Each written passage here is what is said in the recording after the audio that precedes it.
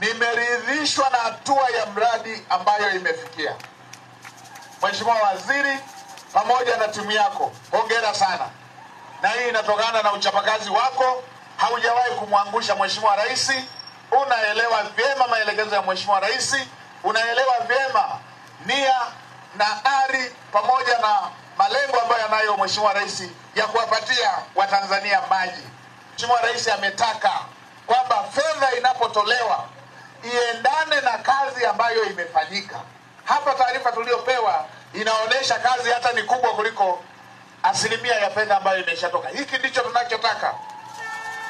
Na ndio maana nimetoa rai na kwa wakandarasi wengine, akishapokea fedha mkandarasi, tunataka tuione thamani ya fedha hiyo aliyopokea kwenye kazi ambayo ameshaifanya.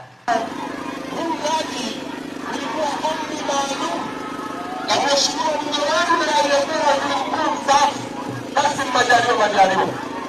Baada ya kuomba kutokana na eneo hili, wananchi wanapata maji, lakini maji ni ya chumvi, na hii inatokana kwa sababu ya madini yaliyokuwepo hapa.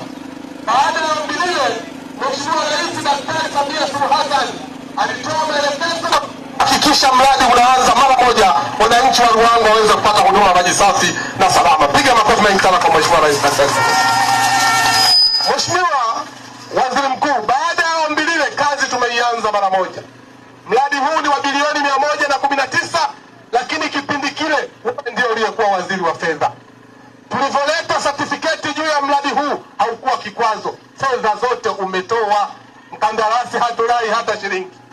Umekuja kufanya ziara Lindi, ukasema pamoja na miradi ambayo naenda kuitembelea, nataka nende kwa kaka yangu nikaukague mradi huu wa maji. Tumpigie makofi mengi sana Mheshimiwa Waziri Mkuu. Umekuja kazi umeiona.